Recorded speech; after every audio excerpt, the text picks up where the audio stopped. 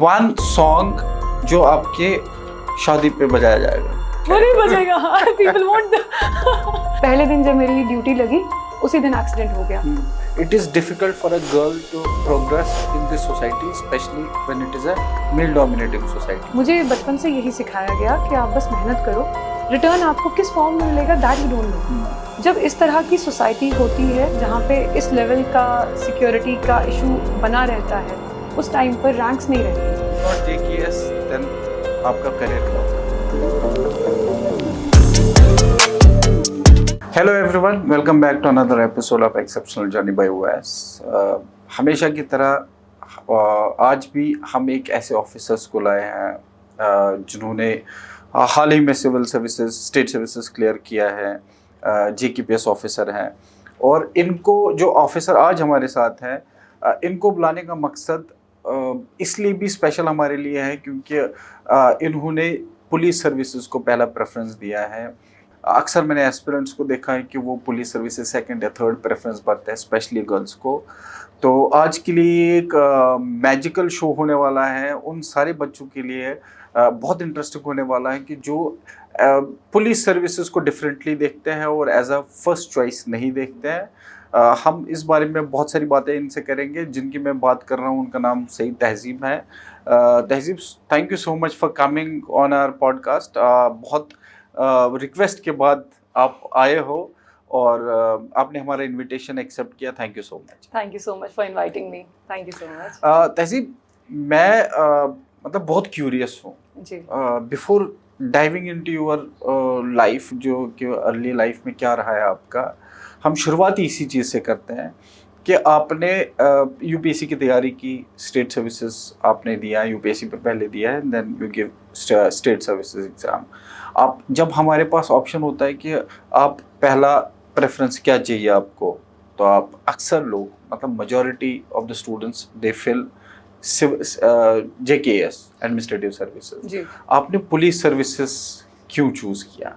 जब आप अपने आप को समझने लगते हैं तो बहुत आसान होता है आपके लिए ये समझ पाना कि वो आप कैसी ज़िंदगी बिताना चाहते हैं, और उसके लिए बहुत नेसेसरी ये चीज़ होती है कि आप इन प्रोफेशंस में जो लोग हैं उनका करियर प्रोग्रेशन होता कैसा है, उस चीज़ को समझें कि उनका काम क्या है, वो किस तरह के।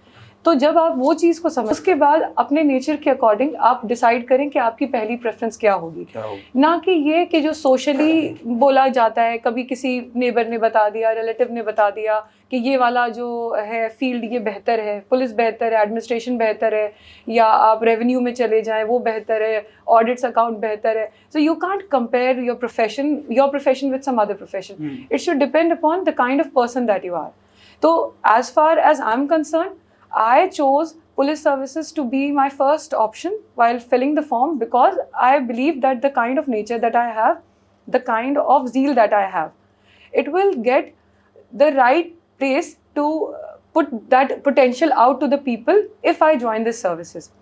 इसमें सबसे अहम चीज़, जो सबसे significant point जो मेरे दिमाग में होता था, वो ये होता था कि ये एग्ज़ाम मैंने पोस्ट कोविड टाइम पर क्वालिफाई किया है।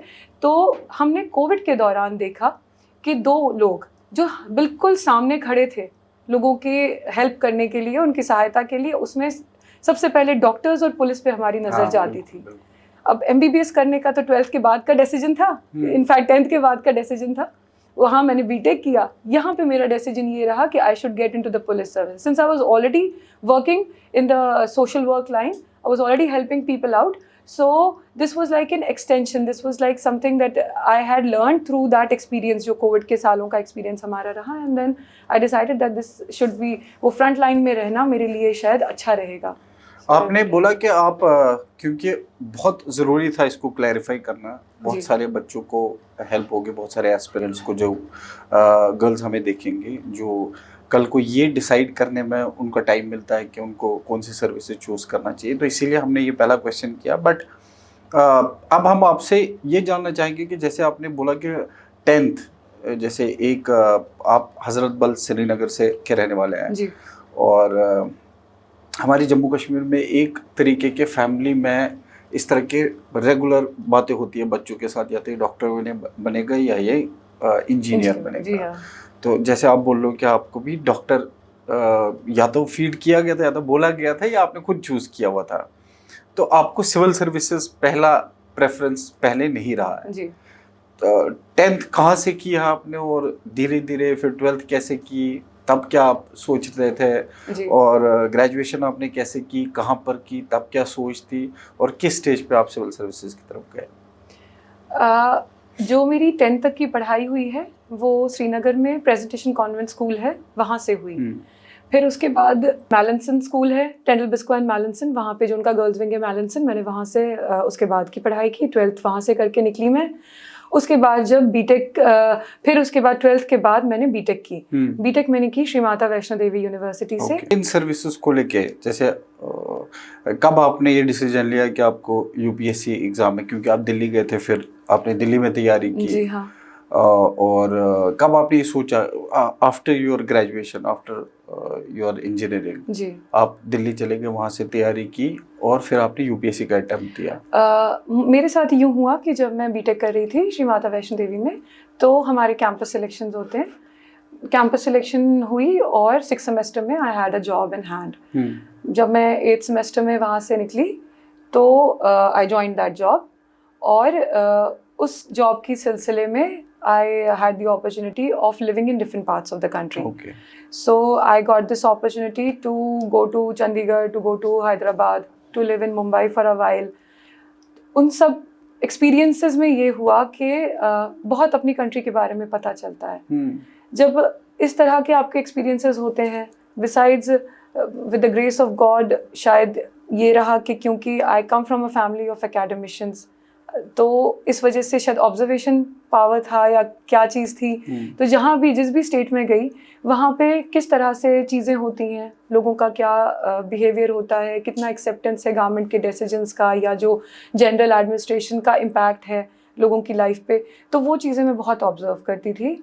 वो चीज़ का एक ये था कि मेरे माइंड पे कंटिन्यूसली एक वो it was making a mark. और सिंस इन सर्विसेज के बारे में जानते तो सब हैं, सोचते नहीं हैं, लेकिन कहीं ना कहीं वो चीज़ आने लगी थी।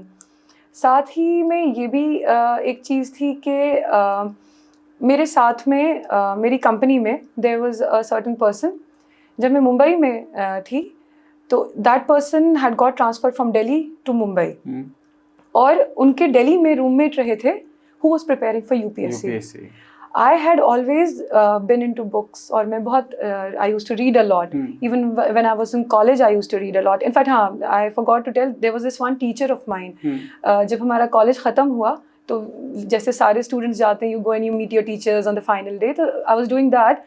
And when I went to meet her, Dr. Shafaq Rasool नाम है उनका, तो she told me that I would suggest you that you drop everything else and you start preparing for civil services. UPSC. जी, तो उन्होंने मुझे बोला कि आप यूपीएससी के लिए पढ़ो।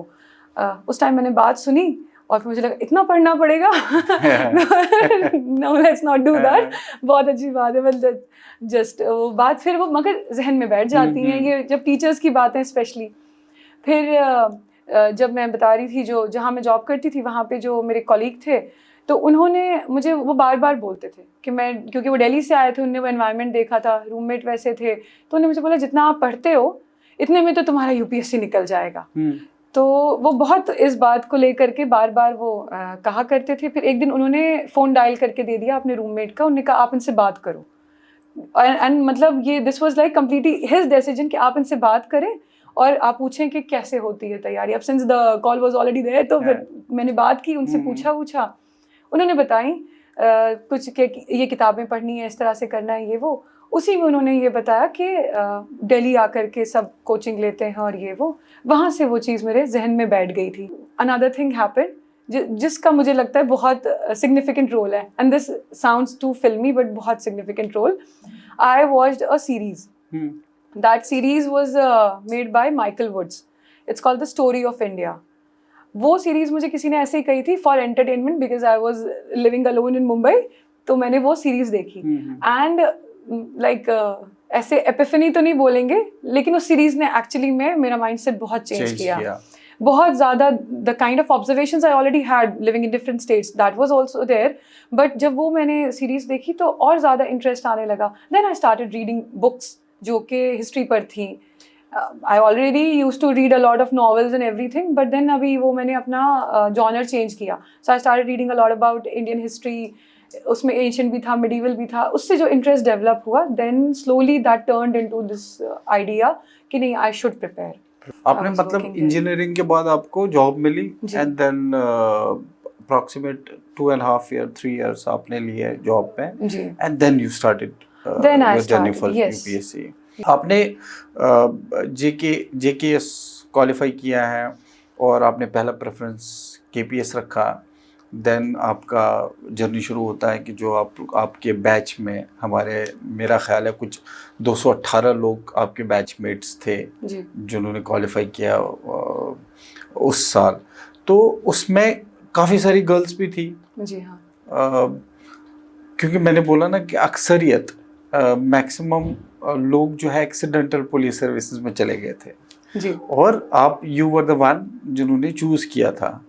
तो कहीं ऐसा लगा कि वो मतलब ये जो सोच रहे थे सर्विसेज के, या उन्होंने ऐसा शेयर किया कि हम तो कुछ डिफरेंटली सोच रहे थे, डिफरेंट सर्विसेज है ड्यूरिंग योर ट्रेनिंग? जब हमारी ट्रेनिंग शुरू हुई तो कुछ लोगों को डाउट्स थे, क्योंकि हमें सर्विस एलोकेशन क्या हुई है वो पता चलता है जिस दिन हमारा लेटर ऑफ ज्वाइनिंग मिलता है हमें. तो कुछ लोगों के लिए it was surprising because they were expecting other services उनके रैंक के बेसिस पे जो उनके अंदाजे थे. तो for a few people it was a matter of concern. लेकिन ये भी है कि जब आप एक पर्टिकुलर ग्रुप का हिस्सा बन जाते हैं तो आपके अंदर एक तरह की बॉन्ड होमी क्रिएट हो जाती है और आप अपनी आइडेंटिटी को उस ग्रुप की आइडेंटिटी के साथ वो कई बारी मर्ज होने लगती है. तो जब हमारी ट्रेनिंग शुरू हुई, जो स्पेसिफिक इनफैक्ट जब केपीएस की ट्रेनिंग स्टार्ट हुई हमारी एसकेपीए उधमपुर में, वहाँ की ट्रेनिंग के दौरान ऐसे हुआ कि स्टार्टिंग में initially for a few days कई लोग ऐसे थे जिनको लग रहा था कि probably this was not what I had envisaged for my self. But then within a few days, जैसे कि वो जो 20-day रूल 21-day रूल चलता है, बस वही चीज़ हुई कि हैबिट्स डेवलप होने लगी. और सबसे बड़ी बात कि जब आप हमारा बैच एक अच्छा खासा बड़ा बैच है, तो हम सब क्योंकि इतने सारे लोग थे और सबकी प्रॉब्लम सेम थी कि मसल में पेन हो रहा है, किसी को लेग में पेन हो रहा है, किसी को हैंड्स में पेन हो रहा है, तो सबकी प्रॉब्लम एक थी. तो वो जब आप क्रेप बैंडेज शेयर करते हैं, मूव शेयर करते हैं, तो उसके बाद इतनी फ्रेंडशिप हो जाती है कि एक वो पर्सनल बॉन्ड की वजह से ही आप कंटिन्यू करते हैं. फिर स्लोली ये होने लगता है कि once you start identifying with the group, जब वो स्टार्ट हो जाता है फिर उसके बाद फिर अगर आपके कोई एप्रीहेंशंस रहे भी होते हैं तो वो फिर कंटिन्यू नहीं होते. तो आज तो जैसे इनिशियली था कुछ लोगों को, लेकिन at this point in time जब हम सब अब फील्ड पर आ गए हैं, वो वाला हमारा टाइम शुरू हुआ है, तो everyone is like more than happy to be here. काफी इवेंटफुल, शुरू से ही इवेंटफुल रहा है, specially for you for obvious reasons, क्योंकि इसमें यात्रा भी थी, श्री अमरनाथ यात्रा जी वो भी चल रही थी इन्हीं दिनों में. एंड देन तो काफ़ी सारे इंसिडेंट्स ऐसे हुए कि कश्मीर में इस जो उधमपुर से आप पोस्टेड थे वो नेशनल हाईवे का बहुत ज़्यादा यूजेज था. नेशनल हाईवे का ब्रेकडाउन ऐसा होना क्योंकि फ्लड्स ऐसी सिचुएशन हो गई थी, और आप एक तरीके से स्टूडेंट से ट्रेनिंग से डायरेक्ट आप ऐसी जगह पे पहुँचे जिस जगह पे शायद आपको 5-6 साल के बाद शायद आप एक्सपेक्ट कर रहे थे. Was it very rigorous? हम जैसे ही एकेडमी से निकले, फर्स्टली कि लकी फॉर अस हम बिल्कुल जिस एग्जैक्ट टाइमिंग रहती है हमारी कि 12 months में our training will get over, so that happened. बहुत अच्छी तरीके से हमारे लिए सब कुछ प्लान किया गया. ऑन टाइम हम 1 year का कोर्स करके एकेडमी से निकले और पीओपी जैसे ही जिस दिन हुई उसके बाद हम फील्ड पे आ गए. फील्ड पे आते ही दैट वाज द टाइम जब आपने जैसे कहा अमरनाथ यात्रा जो थी, it was about to begin. There were like 3-4 days left. और जैसे ही हम फील्ड पे आए, हमने ज्वाइन किया, उसी दिन हमारे साथ में मीटिंग हुई और हमें बोला गया कि हमारी रिस्पॉन्सिबिलिटीज़ क्या हैं. And in that on that very same day we were also told how we need to execute all the work that was assigned to all of us. And उस टाइम पर वो ओवरवेलमिंग लगा हमें हाँ। बिल्कुल, because since वही जैसे आपने कहा कि एकेडमी से बिल्कुल निकल करके सडनली ऑफिसर बन गए स्टूडेंट से एग्जैक्टली आप जी। एज ऑफिसर चले गए थे आप। जी हाँ, तो वो उस दिन तो बहुत ओवरवेलमिंग लगा। यात्रा ड्यूटी जो रही वो हमारे लिए एक बहुत ज़बरदस्त लर्निंग एक्सपीरियंस रहा, बिकॉज उसमें आपको पूरे पुलिस सिस्टम के साथ आपका एक तरह का you are working with everyone, coordination ऐसी होती है। कोऑर्डिनेशन ऐसी होती है, you are working with the whole police system, along with that you are working with all the forces, you are also working with the administration. तो जैसे ही हम field में गए तो हमें एक रिगरस काम करने का तरीका सिखा दिया गया।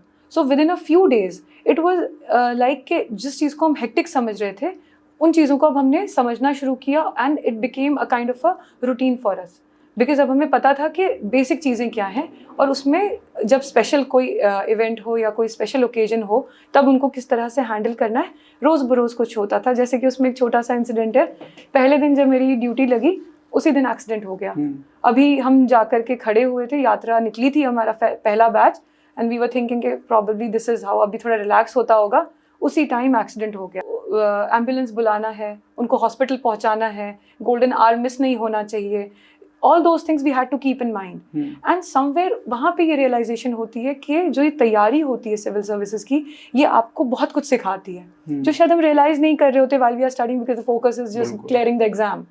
But then वहाँ पे ये चीज़ें realize हुई कि ये सारे factors इसीलिए officers को select किया जाता है, बिकॉज ताकि वो ये चीज़ें जो उन्होंने पढ़ी, जो पढ़ के उन्होंने qualify, they will be able to implement that. तो विद इन लाइक 10 मिनट्स हमने सबको हॉस्पिटल पहुंचा दिया नियरेस्ट, उनका ट्रीटमेंट स्टार्ट हो गया। हॉस्पिटल साथ में जिनको भेजा उन्होंने देखा, खुद थोड़ी देर के बाद गए देखने के लिए। अब वो हमारे पास सारा एक्सपीरियंस था, और उस एक्सपीरियंस का हमने जो इम्पैक्ट है वो ये देखा कि अभी जैसे नेचुरल कैलामिटी हमारी यूटी ने फेस की, और हमारे डिस्ट्रिक्ट में काफ़ी ज़्यादा उसका इम्पैक्ट हुआ। और उस इम्पैक्ट में ये हुआ कि सबको ही पता है कि नेशनल हाईवे बंद हो गया, और लोगों को इसमें जी और सबसे बड़ी बात यही होती है कि लोगों को तकलीफ नहीं होनी चाहिए। सारे इस निज़ाम का, पुलिस हो या एडमिनिस्ट्रेशन हो या एग्जिस्टेंस का basic purpose is that people should not face any problem, they should not suffer. So keeping that in mind हमारी डिप्लॉयमेंट हो गई। 25 को वहाँ पे पहली बारिशें हुई थी, और उसके बाद फिर हम सब डिप्लॉय हो गए। तो इनिशियल रिस्पांस में तो ये होता है कि बिल्कुल हमें सुनने को मिल रहा था कि कहीं घर ढह रहे हैं, कहीं पे रोड बह रही हैं, और इस तरह की चीज़ें। तो हमने उनमें जाकर के लोगों की मदद की, नॉट जस्ट दी ऑफिसर्स हैं, बाकी जितने पर्सनल्स हैं, everyone was on the road. वहाँ जब इस तरह की सिचुएशन आती है तो again not to brag, but police में ये चीज़ बहुत अच्छी हो जाती है कि उस टाइम पर रैंक्स नहीं रहती। जब कोई कैलामिटी आती है उस टाइम पर you are just a police personnel, आप जिस भी रैंक के हो, you are there on the field and you are helping people. और वो बहुत सुकून देता है आपको साथ में, क्योंकि आप इसीलिए तो आए थे यही करने के लिए। तो हमने वो किया इनिशियली। उसके बाद जब थोड़ा बहुत ये हुआ कि रोड को बनाने की कोशिश करना शुरू किया, जब बिल्कुल वो इंसिडेंट रेंज जो हो रही थी, जब वो हल्का सा कंट्रोल हुई, रोड बनना जब शुरू हुआ, तो उस वक्त ये हुआ कि बड़े सारे रूमर्स फैला देते हैं लोग। तो क्या होता है कि लोग आकर के वहाँ पे खड़ा होना शुरू हो गए, बिकॉज दे फेल्ट के रोड खुल गई है, बट वो नहीं था। लोगों को निकाला, फिर वहाँ पे नए हैं हम लोग, अभी उतना टाइम नहीं हुआ फील्ड पे, but then we had to make the decisions because we were given that responsibility, we were the officers who were supposed to make those decisions. तो जैसे decision लिए कि ठीक है, we will let the people go in 10 in groups of 10 such that मतलब हमारे लोग भी उनकी मदद कर सकें, बिकॉज एक साथ भीड़ निकलेगी तो यू नो स्टैम्पीड हो सकता है, और पहाड़ पे स्टैम्पीड वन कैन इमेजिन क्या होगा। सो हम सब खड़े रहे, अलग अलग पॉइंट्स पे अलॉटमेंट हुई कि आप वहाँ रहोगे, कोई कहीं रहेगा, उनको लगाया, जो कि हमें समझ आ रहा था कि हम भी हो सकते थे इनकी जगह पे, but we have to help them out. तो उसमें हम वो जो एक है वो एक आपको बिल्कुल इट मेक्स यू रियलाइज कि हाँ आपकी अच्छी चॉइस है, आप एक अच्छी जगह पर आए हो, क्योंकि आप this is what humans are made for, to be there for each other. बहुत सारा नुकसान भी हुआ क्योंकि कश्मीर का यही एक रूट था। जी हाँ, बहुत सारा एंगर भी होगा जाहिर है जी। तो उस एंगर को भी कैसे आप लोगों ने फेस किया? जी, ये बहुत ट्रिकी सिचुएशन होती है, क्योंकि जो एंगर होता है वो एक इमोशन है, ह्यूमन इमोशन है, तो वो बहुत नेचुरल है इस तरह की सिचुएशंस में। जैसे अभी जो हमारा नेचुरल कैलामिटी वाला टाइम था, इसमें ये रहा कि there were people who had lost their savings of the whole life. तो लोगों के घर रहे थे, देयर वर पीपल जिनके कैटल बह गए थे। गॉड हैज़ बिन काइंड के लॉस ऑफ लाइफ नहीं हमने देखा, मगर लॉस ऑफ प्रॉपर्टी काफ़ी रहा जी।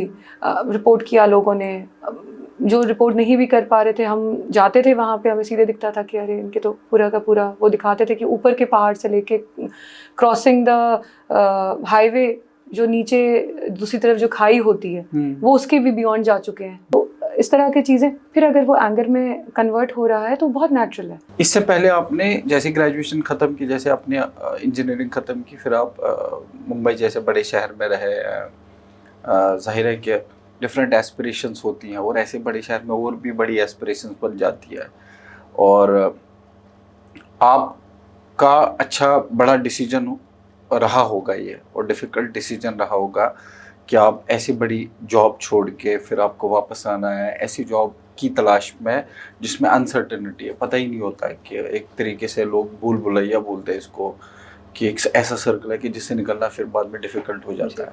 Would have been a very difficult decision for you? कैसे इस डिसीजन को उस टाइम आपने लिया? जब आप अर्न करना शुरू कर देते हैं तो ये रहता है कि आप में एक इंडिपेंडेंस आ चुकी होती है और you become your own person. उस चीज़ को छोड़ना, जैसे आपने बोला, बहुत सबसे ज़्यादा डिफ़िकल्ट चीज़ ही यही होती है कि आपको ये लगता है कि वो इंडिपेंडेंस ना चली जाए। लेकिन इसमें सबसे बेसिक बात ये है कि जब आप शुरू करते हो तैयारी तो आपको लगता है कि बाकी जो लोग हैं उनका अगर नहीं होता एक बार में, उन्हें शायद मेहनत नहीं की होगी। तो आपको अपने ऊपर वो एक कॉन्फिडेंस होता ही है, और वो होना भी चाहिए, क्योंकि अगर आपको अपने ऊपर कॉन्फिडेंस ही नहीं है तो आप में वो हिम्मत ही नहीं आएगी। तो जैसे मैंने कहा कि इंसान को पता होना चाहिए वो कैसा है। तो बज़ाते ख़ुद मुझे अपने बारे में ये चीज़ हमेशा पता थी कि रेजिलियंस मेरे में है। वो मैंने बहुत सारे सिचुएशंस के बेसिस के ऊपर, और ये मुझे बहुत क्लियर अंडरस्टैंडिंग थी अपने नेचर की। तो बिकॉज ऑफ दैट ये चीज़ जो ये रिस्क है, जिसको कि सब लोग ने बोला कि एक रिस्क है इतनी अच्छी अर्निंग वाली जॉब छोड़ देना, ये रिस्क लेने के लिए काइंड ऑफ मैं तैयार थी सिर्फ इसी वजह से, बिकॉज मुझे ये वाला कॉन्फिडेंस था कि आई विल डू समथिंग। तो क्या आप हमेशा ऐसे as a person risk taker ही रहे हैं? कहीं ना कहीं आप अपना बेसिक नेचर हमेशा दिखाते हो, और जब ज़िंदगी के बड़े डिसीजंस होते हैं, जैसे कि करियर एक बहुत ही सिग्निफिकेंट डिसीजन है हमारी लाइफ का, तो उसमें वो चीज़ रिफ्लेक्ट होगी ही होगी। और स्ट्रॉन्ग माइंड रखना मुझे लगता है एक नेसेसिटी है। एक चीज़ जो याद रखनी होती है वो ये कि every day is a new day, right, और life is too huge a project कि वो किसी एक चीज़ से रुक जाए। तो कभी कोई आपके अगर ज़िंदगी में आपने अगर एक मिलियंस ऑफ डिसीजन लिए, उसमें से कोई एक डिसीजन अगर आपको बैकफायर भी कर गया, तो अगले दिन आप उठेंगे किसी और चीज़ का डिसीजन लेंगे, वो बहुत अच्छा चला जाएगा। So your life doesn't stop at anything. तो उसकी वजह से रिस्क लेने के लिए आपको ज़्यादा सोचने की ज़रूरत नहीं पड़ती, अगर आप में ये अंडरस्टैंडिंग है कि मेरी एग्जिस्टेंस का जो लोकस है वो मैं खुद हूँ। ये पहला पॉइंट रहता है। दूसरा ये कि ये चीज़ आप डेवलप कैसे करते हो। ये चीज़ डेवलप करने के लिए आपको मुझे ऐसा लगता है कि चाहे आप रिलीजियस माइंडसेट रखते हो, स्पिरिचुअल माइंडसेट रखते हो, या इवन आप एथीस्ट हैं, आप एग्नोस्टिक हैं, आप जो भी हैं, जो भी आपका बिलीफ सिस्टम है। हमारी कंट्री में हर बिलीफ सिस्टम को इक्वल अप्रिसिएशन मिलती है, बट आप जिस भी तरह के हैं, आप किसी ना किसी स्कूल ऑफ थॉट के अकॉर्डिंग ही चलते हो। whether you accept that, whether you realize that or not, whatever, but कहीं ना कहीं आप किसी ना किसी स्कूल ऑफ थॉट को फॉलो करते हैं। अगर आप उस स्कूल ऑफ थॉट को लेकर के if you are strong about it, अगर आप किसी स्कूल ऑफ थॉट को लेकर के भी आपके जो बेसिक प्रिंसिपल्स और मॉरल्स उसके अकॉर्डिंग हैं, तो then you know that there is some force in the universe जो कि चलाती है। अगर उसने आपको यहाँ भेजा है तो यूजलेसली तो नहीं भेजा होगा कि थोड़ी सी मिट्टी बच गई थी और एक और बना दो, है ना। So it won't be like that. You are an independent soul, आपका कोई ना कोई पर्पस होगा, तभी आपको इतना स्पेस दिया गया है on this earth. So that is the second thing. And the third most important thing I think, जो मेरे केस में मतलब आई फील के मेरे लिए मेरी जो भी मैं करती हूँ उस चीज़ का बेसिस ही वही है, is that if you have a very supportive parent, if you have a very supportive family, for me, my father has been one person who has not just been a parent. जैसे कि कुछ activities होती हैं जो कि parents की basic it's their basic function कि उनको करना ही है, उनको वो हमें खिलाते ही हैं और बड़ा कर ही देते हैं, स्कूल भेज ही देते हैं, वो तो है ही। और उसके बेसिस पर भी हम पेरेंट्स के लिए मतलब we are truly thankful to them. लेकिन उसके बियॉन्ड मतलब मैं अपने लिए ये मानती हूँ कि my father has been a mentor to me, my father has been a friend for मी।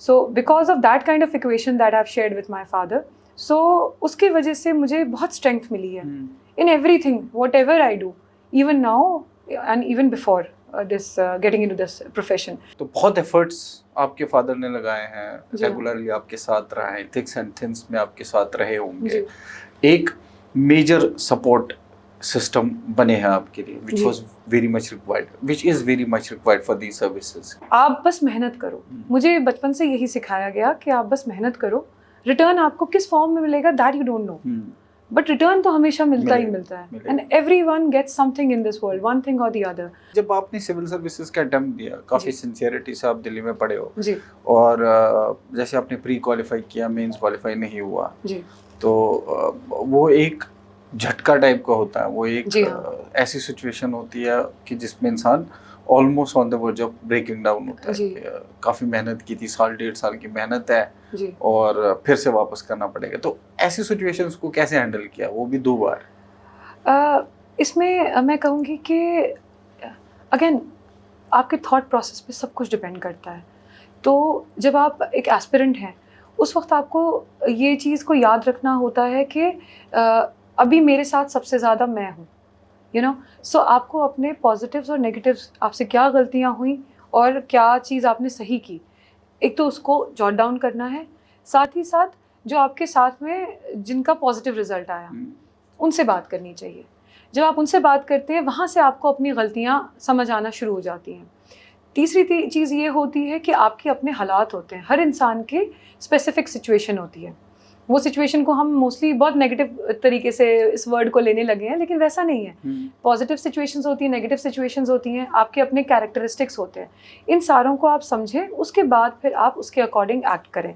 तो जैसे अब मेरे केस में ये रहा कि हाँ थोड़ा आगे बढ़े, उतना आगे बढ़ने के बाद जब आप पीछे आते हो तो सडनली आपको ये लगता है कि मतलब व्हाट वेंट रॉन्ग या मेरा नहीं हुआ, और आपको वो एक तरह का बुरा फील होने वाला, सेल्फ डाउट से आने लगता है, सेल्फ डाउट आते हैं। लेकिन इसमें सबसे इम्पॉर्टेंट चीज़ हमें ये याद रखनी होती है कि whatever you are studying for will end up giving you a job, you know, that won't end up giving you a life. बिल्कुल। Life is separate, job is a part of that life, you know. आपकी ज़िंदगी, बहुत सारे लोगों को, जैसे ये अगर कोई एस्पिरेंट देखेंगे भी तो उनके लिए भी ये चीज़ है, कितने सारे लोग होते हैं who get into the services, कुछ वक्त के बाद में दे डिसाइड कि नहीं, this was not for me, and then they change their profession, या फिर दे टेक अ ब्रेक, कोई ट्रैवल करने चला जाता है, you know. So every person has a unique life story. सबसे ज़्यादा इम्पॉर्टेंट है अपनी इज्जत करना। आई थिंक लाइफ में वो इंसान जो अपनी इज्जत करता है, अपनी जर्नी की इज्जत करता है। जो अपनी जर्नी की इज्जत करता है उसको ये समझ आता है कि हाँ, मुझे इस जर्नी को मीनिंगफुल बनाना है, मीनिंगफुल बनाने के लिए मुझे रास्ते तलाश करने हैं। उनमें से एक बहुत अच्छा रास्ता है कि मैं एक अच्छा करियर अडॉप्ट कर लूँ। अगर आप एक जॉब में अच्छा परफॉर्म कर सकते थे, आप दूसरी में भी अच्छा करोगे।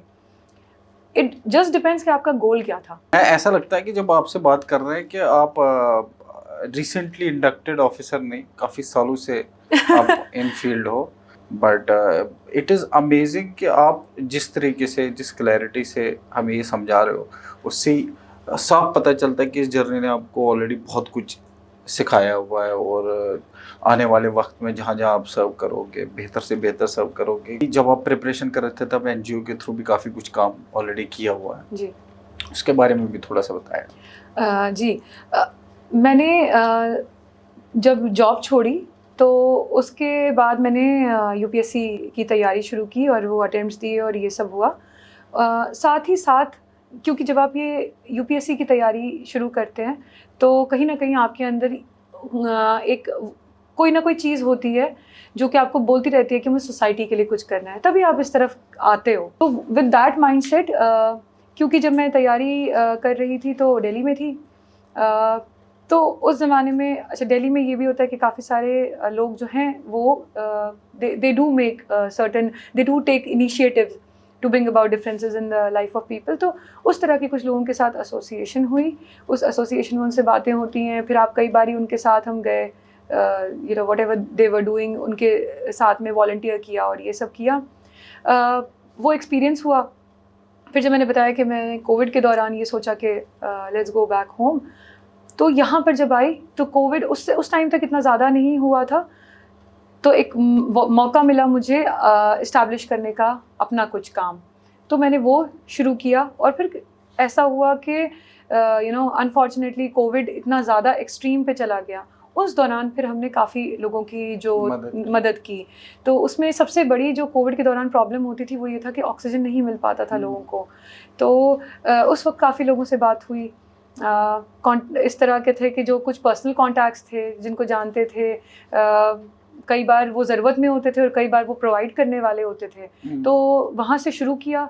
होते होते फिर क्या होता है कि आपकी जान पहचान बढ़ने लगती है, then you get to know so many people जो कि और भी एफर्ट लगा रहे हैं।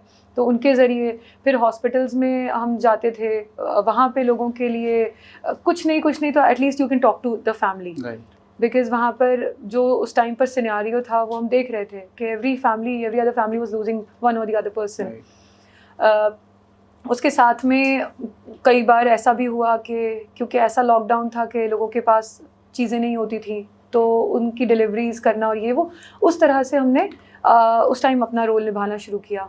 फिर वक्त के साथ अब थोड़ा सा एक्सपीरियंस भी हो गया था, और जब आप लोगों के साथ काम करने लगते हैं, you know you get that confidence. फिर और भी तरह के काम किए। फिर eventually we went to Ladakh also, वहाँ पे हमने कुछ स्टूडेंट्स के साथ एसोसिएट किया। अब हमारा उस टाइम तक तो यही एक्सपर्टीज़ था कि हमने खुद पढ़ा था सिविल सर्विसेज के लिए, तो कुछ स्टूडेंट्स थे उनको गाइड किया।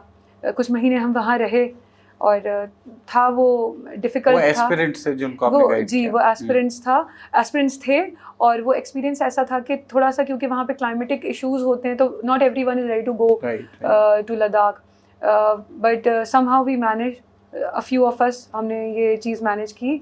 और जो हम एनजीओ का काम कर रहे थे उसको हमने एक नया मोड़ दिया कि वहाँ पे जा कर के लोगों की इस तरह से आज भी हम उनके साथ एसोसिएटेड हैं। तो कुछ लोग जो हैं अब वहाँ पे देयर आर सर्टेन चेंजेस, उनका जो सिविल सर्विसेज का पैटर्न और ये सब रहा कि अब now they have to appear only for UPSC etcetera. तो लेकिन वहाँ पे हमने उन स्टूडेंट्स के साथ काम किया। पहले शुरू किया सिर्फ सिविल सर्विसेज वालों के साथ में, फिर eventually we moved on to the other students, because you know you get to meet people, you get to, फिर किसी के सिबलिंग थे कि आप इनको भी बताएं कि कोई 10th में है तो उसको कैसे गाइड करें। कोई छोटे बच्चे भी आए, जैसे you know when you get to see a teacher तो फिर होता ही है। तो वहाँ पे काफ़ी करीब हमने कुछ 4-5 महीनों वहाँ काम किया, वहाँ रह करके काम किया। अब हम इस पॉडकास्ट के आखिरी सेक्शन में जाते हैं। ये थोड़ा सा फन राउंड होता है। इसमें रैपिड फायर होगा कि हम क्विकली आपको क्वेश्चंस पूछेंगे, आपको क्विकली जवाब देना बिना सोचे समझे। अच्छा, ओके। हाँ, पहला क्वेश्चन आपसे हम पूछना चाहेंगे कि आपको यूनिफॉर्म वाली लाइफ या आपको सिविल सर्विसेज वाली डेस्क कौन सी पसंद है? Any day uniform. Second question है, एक सुपर पावर मिल जाए, इनविजिबिलिटी या माइंड रीडिंग? आप इनविजिबल हो जाए या माइंड रीडिंग? Mind reading. हालांकि मेरा एक और क्वेश्चन इसमें आ रहा है, लेकिन वो नहीं मैं नहीं पूछूंगा। थर्ड क्वेश्चन है, टी, कॉफी और लेट नाइट प्रिपरेशन? टी मतलब टी लवर हो आप, कॉफी नहीं लेते हैं? ओके। प्रिपरेशन में मैंने बहुत पी ली है, अब I don't want to. Coffee बहुत ज्यादा जागने के लिए हमने। एक और क्वेश्चन है, बहुत इंटरेस्टिंग है, इफ नॉट जेकेएस देन आपका करियर क्या होता है? Then I would have continued with social work. Social work? Yeah. TCS में कंटिन्यू नहीं करते हैं? वो गाड़ी बहुत पहले छोड़ दी। ओके। स्ट्रिक्ट बॉस या सुपर चिल बॉस? आप अभी क्या हो और आगे क्या बनोगे आप? I think a mix of both. Situation पे क्योंकि डिपेंड करेगा। डिसिप्लिन के लिए स्ट्रिक्ट होना भी एट टाइम जरूरी है। हमारी जॉब में थोड़ा ज्यादा जरूरत पड़ जाती है। ड्रीम हॉलिडे आपकी माउंटेन्स या बीचेस? माउंटेन। बट हम तो माउंटेन्स में ही रहे हैं, बीचेस आपको प्रेफर करना चाहिए था। बस तो फिर घर पे ही घूमते रहेंगे। Okay. One book that changed you. क्योंकि आप I would say My Kashmir by Mr. Wajahat Habibullah. I read his book My Kashmir, and I think that was a turning point in my life. Game One changer. of definitely. Okay. One word that describes your journey so far. One word. Resilience. आप resilient हो. I feel so. मतलब that is very much needed here. One song जो आपके शादी पे बजाया जाएगा. I have one favorite song, but वो शादी पे I don't know बजवाना बजाने पड़ेगा जाना हमें. होगा कि लोग दुखी ना हो Which जाए. one? Which one? एक पुराना गाना है देवानंद का, मैं जिंदगी का साथ निभाता चला गया. वो नहीं बजेगा वो शायद. नहीं बजेगा. People won't. बहुत ही इंटरेस्टिंग क्वेश्चन जो सारे लोग जानना चाहेंगे. लव मैरिज और अरेंज मैरिज. I think दोनों का मिक्स होना चाहिए. दोनों का मिक्स होना चाहिए. And final question, when are you getting married? वो ये इसके लिए मेरे फादर को आप बुलाएं इस पे. वो अप्रोप्रिएट रहेगा कि उनसे हम पूछे कि आपकी जी, मैरिज जी, कब जी. होगी. Of course. तो ये थी हमारी अपनी ऑफिसर जिनको आप लोगों ने रिसेंटली डेडिकेटेडली उधमपुर में हाईवे पे दिन रात इनकी और इनकी पूरी टीम हर टाइम वहाँ अवेलेबल थे.